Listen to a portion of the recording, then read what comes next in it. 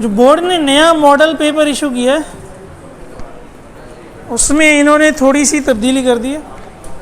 Section A में MCQ एक कम कर दिया है, 42 कर दिए।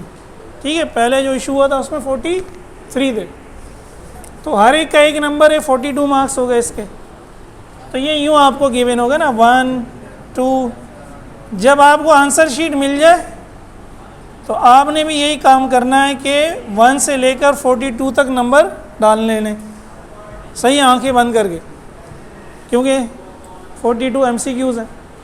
अब आप MCQ का पेपर पढ़ना शुरू करें। पहला आ रहा है आंसर लिख दें, दूसरा आ रहा है आंसर लिख दें, तीसरा नहीं आ रहा छोड़ दें, चौथा नहीं आ रहा छोड़ दें। टाइम वेस्ट ना करें, जो आ रहा है वो कर लें, जो नहीं आ रहा उसको छोड़ दें। इस तरह पूरा पेपर कर लें। फ़र्ज़ करें हमने 30 कर लिए, 13 रह गए, एक दफ़ा दोबारा पढ़ लें, 3 4 फिर हो जाएंगे, जो रह गए फिर तुक्के मारें, लेकिन खाली कोई छोड़ के नहीं है।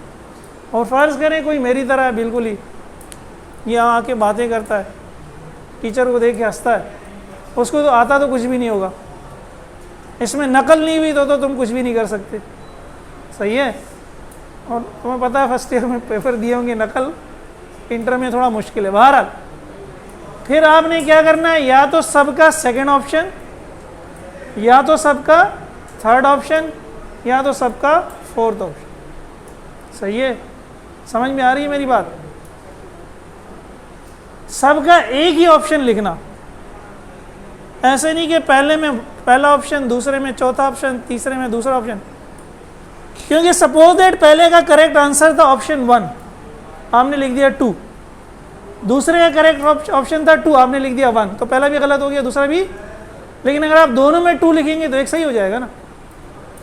तो MCQs में तुक्के मारने का तरीका ये होता है कि बेटा सब एक ही, या सारे सेकंड ऑप्शन, या सारे थर्ड ऑप्शन, या सारे। पहला ऑप्शन नॉर्मली कम होता है, मैं ये नहीं कह रहा कि नहीं होता, कम का आंसर होता है। इस तरह आप कर लेंगे तो उम्मीद है 15-20 फिर भी ठीक, 28 पे पास हैं। 28 पे पास लोगों का तो मकसद आयात क्या है, पास होना है ना। और जिसको आता होगा वो 42 कर ले तो 14 बाहर आ। सेक्शन भी उसी तरह शॉर्ट क्वेश्चन है, लेकिन उन्होंने 9 कर दिए। पुराने मॉडल पेपर में 11 थे, उसमें से 6 करने थे, अब 9 में से 5 करने, और हर एक के नंबर 5 हैं, पहले हर एक के नंबर 4 थे। तो 5 × 5 25 मार्क्स का हो गया सेक्शन बी। तो ये थोड़ा सा आसान कर दिया उन्होंने आपके लिए।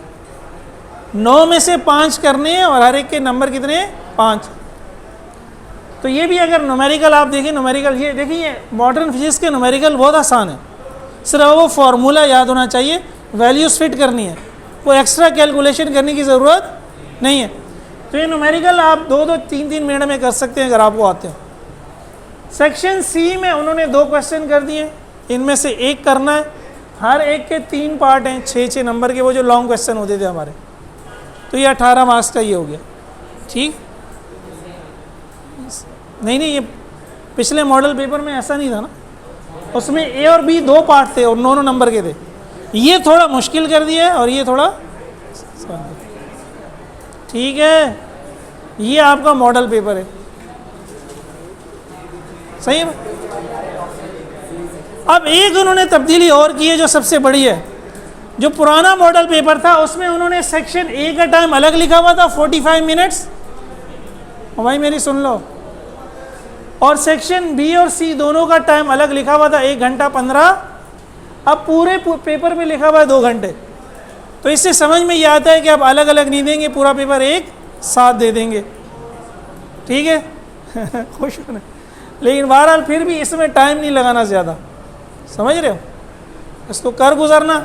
जो नहीं आते वे छोड़ देना, अगर सारा एक साथ है, इनको करने के बाद दोबारा देख लेना, लेकिन देख लेना आखिर में जितना भी टाइम लेता हो रहता हो, इनको करके आना, छोड़ के नहीं आना, सही है भाई, ठीक है। चलो कल हम नया टॉपिक शुरू करेंगे।